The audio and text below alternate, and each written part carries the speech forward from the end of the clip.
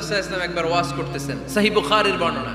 আল্লাহর হাবিব সাল্লাল্লাহু আলাইহি ওয়াসাল্লাম বললেন, ইন্না মিনা শাজারি শাজারা, এক ধরনের গাছ আছে, লা ইয়াসকুতু ওয়ারাকুহা, যেই গাছের পাতা কোনোদিন ঝরে না, পাতা পড়ে না, একটা গাছ আছে। মাসালুহা কামাসালিল মুসলিম, এই পাতার দৃষ্টান্ত মুসলিমের দৃষ্টান্ত একই।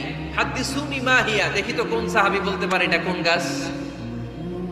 আল্লাহর হাবিব বললেন, এমন একটা গাছ আছে যেই গাছের কোনো পাতা ঝরে না। এই পাতার দৃষ্টান্ত, গাছের দৃষ্টান্ত, মুমিনের দৃষ্টান্ত একরকম। ফাহাদিসুনি মা হিয়া, কে আছো বলতে পারো এটা কোন গাছ? কেউ পারে না।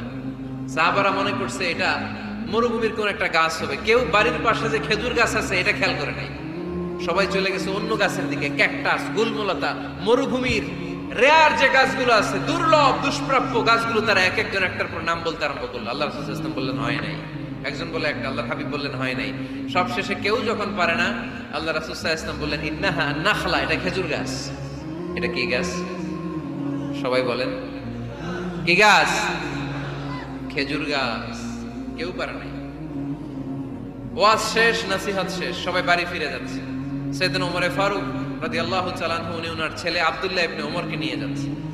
আব্দুল্লাহ ইবনে ওমর হঠাৎ করে বললেন, আব্বা, আল্লাহ রাসূল যখন জিজ্ঞেস করেছিল এটা কোন গাছ, আমি কিন্তু জানতাম এটা খেজুর গাছ, আমি কিন্তু জানতাম। ওমর ফারুক বললেন, বলো নাই কেন? আব্দুল্লাহ ইবনে ওমর বলেন, আব্বা, আপনি পারেন না, আমার চাচা আবু বকর পারে না, মুরব্বী সাহাবারা কেউ পারে না, আমি মাঝখান দিয়ে কেমনে বেয়াদবি করি? সুবহানাল্লাহ পড়বেন না? ওমর ফারুক বললেন, বলো কি? তুমি যদি আজকে বিশ্বনবীর সামনে উত্তরটা দিতে পারতা, আমার ছেলে উত্তর দিতে পেরেছে, এটা জেনে আমার বুকটা এত বড় হয়ে যেত। ও আব্দুল্লাহ, কেন তুমি বললা না? আজকে কেউ প্রশ্নের উত্তর করতে পারে নাই, তুমি যদি বিশ্বনবীর সামনে দাঁড়িয়ে প্রশ্নের উত্তর করতে পারতা, আমার বুকটা এত বড় হয়ে যেত। কেন বললা না? তুমি বললে আমি বড্ড খুশি হয়ে যেতাম। সুবহানাল্লাহ পড়েন। তার মানে মাঝে মাঝে জুনিয়ররা সিনিয়রদেরকেও হার মানায় দেয়, এরকম আসরা নাই? এজন্য পরামর্শ করবেন, অবশ্যই পরামর্শ করবেন। সাইয়েদনা ওমর ফারুক যখন খলিফা, তিনি মুরব্বীদের মিটিং এ একটা ছোট্ট বাচ্চাকে রাখলেন, অল্প বয়স্ক এক সাহাবী। ওই সাহাবীর নাম আব্দুল্লাহ ইবনে আব্বাস রাদিয়াল্লাহু তাআলা। মুরব্বীরা মনে কষ্ট পেলেন, কিরে, এই ছেলের সমান নাতি আছে আমার ঘরে, আমার নাতি আছে এই ছেলের সমান, এই ছেলেকে কেন রাখে? ওমর ফারুক বললেন, একদিন দেখাই দিব আপনাদেরকে কেন রাখি। ওমর ফারুক একদিন সবাইকে বললেন, ইদা জাআ নাসরুল্লাহি ওয়াল ফাতহ ওয়া রাআইতান নাস ইয়াদখুলুনা ফি দীনিল্লাহি আফওয়াজা। এটা কোন প্রেক্ষাপটে নাজিল হয়েছে আপনারা কে জানেন বলেন তো?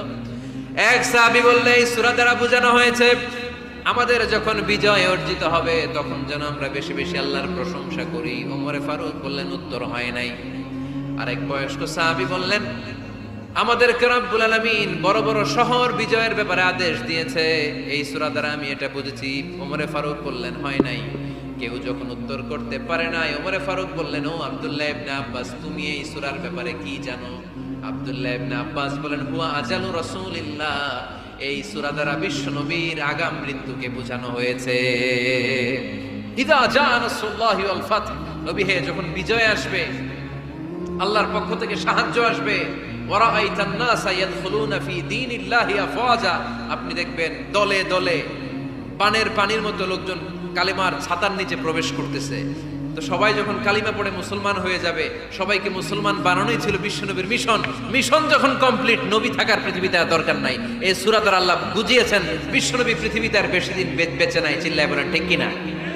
ওমর ফারুক ডেকে বললেন, আব্দুল্লাহ, মারহাবা, মারহাবান বিকা ইয়া আব্দুল্লাহ ইবনে আব্বাস। ও আব্দুল্লাহ ইবনে আব্বাস, মাশাআল্লাহ, তাবারাকাল্লাহ। কেউ সঠিক উত্তর না দিতে পারলেও তুমি সঠিক উত্তর দিয়েছো। তুমি এই সূরার ব্যাপারে যতটুকু জানো আমিও জানি ততটুকু। পড়েন সুবহানাল্লাহ। তুমি সঠিক উত্তর দিয়েছো। এই হাদিসগুলো প্রমাণ করে মাঝে মাঝে জুনিয়ররা সিনিয়রদেরকেও হারিয়ে দেয়। চিল্লায় বলেন ঠিক কিনা? এজন্য মাঝে মাঝে বাচ্চা ছেলেদেরও পরামর্শের দরকার আছে না নাই? ঘরে সুখ নাই, শান্তি নাই, কারণ পরামর্শ করেন না তো। আব্বা আম্মার পরামর্শ নেন, স্ত্রীদের পরামর্শ নেন, ছেলে মেয়েদের পরামর্শ নেন। গুরুত্বপূর্ণ সিদ্ধান্ত নেওয়ার আগে পরামর্শ করে সিদ্ধান্তগুলো নেওয়ার দরকার আছে না নাই? পরামর্শ করে ফ্যামিলি মিটিং এ যদি আমরা সিদ্ধান্ত নেই, ওই সিদ্ধান্তে বরকত দিবে কে?